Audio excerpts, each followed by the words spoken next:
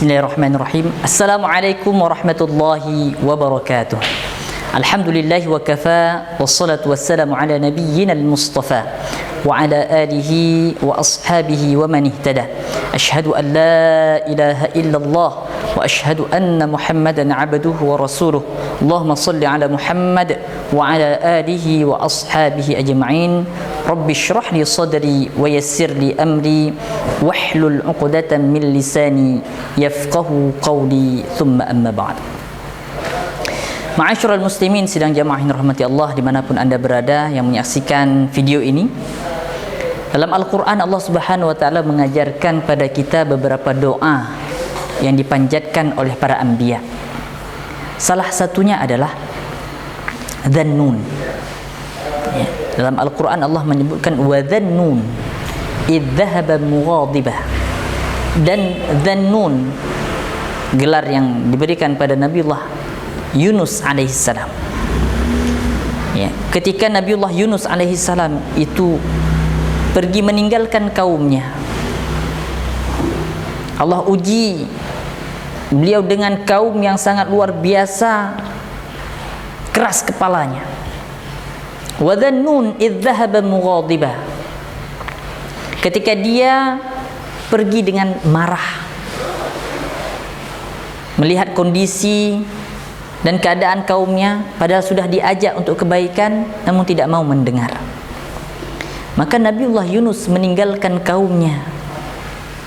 Dan yang terjadi, ma'asyiral muslimin rahimakumullah, beliau kemudian menaiki sebuah kapal, dan dalam kapal ini terjadi badai yang sangat luar biasa di lautan yang sangat luas.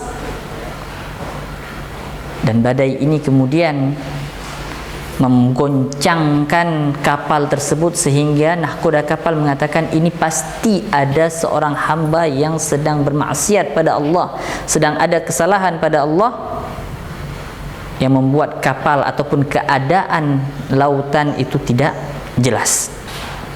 Ma'asyiral muslimin rahimakumullah, yang terjadi kemudian apa? Terjadi undian. Dikocoklah undian dan ternyata 1, 2, 3 kali undian yang dilakukan oleh nahkoda kapal itu nama Nabiullah Yunus alaihissalam terus menerus muncul. Undian pertama Nabiullah Yunus dilihat wajahnya sepertinya adem, ya, orang yang tidak, sepertinya orang yang soleh. Undian kedua juga demikian, diulang lagi yang ketiga, ternyata tetap Nabiullah Yunus yang keluar namanya. Maka kemudian beliau loncat ke lautan yang dalam tersebut dan Allah hadirkan hut, paus yang sangat besar, ikan yang sangat besar.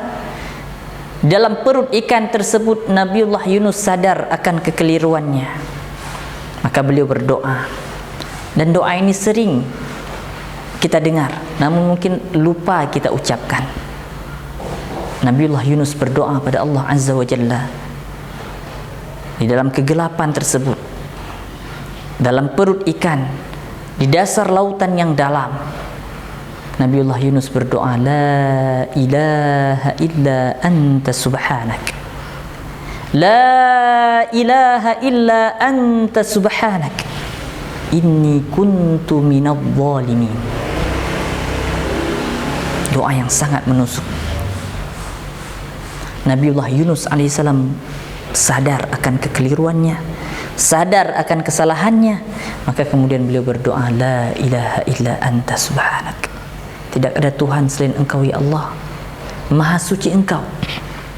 Inni kuntu minadh dhalimin, sungguh hamba termasuk dalam golongan orang-orang yang berbuat zalim.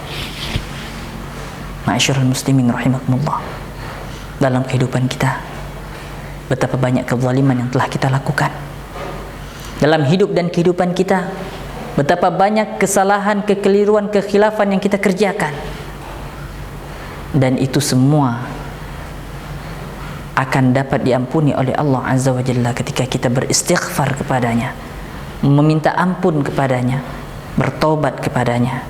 Dan mudah-mudahan di bulan suci Ramadan ini, kegiatan bertobat ini kegiatan memohon ampun pada Allah Azza wa Jalla, wal mustaghfirina bil ashar, dan orang-orang yang beristighfar memohon ampun di waktu sahur. Mudah-mudahan itu bisa kita kerjakan sebagaimana dilakukan oleh para anbiya. Terkhusus dalam kesempatan ini kisah Nabiullah Yunus mudah-mudahan menjadi pelajaran dan catatan penting buat kita agar terus beristighfar, memohon ampun pada Allah Azza wa Jalla. Aqulu qawli hadza wa astaghfirullahal azim li wa lakum. Assalamualaikum warahmatullahi wabarakatuh.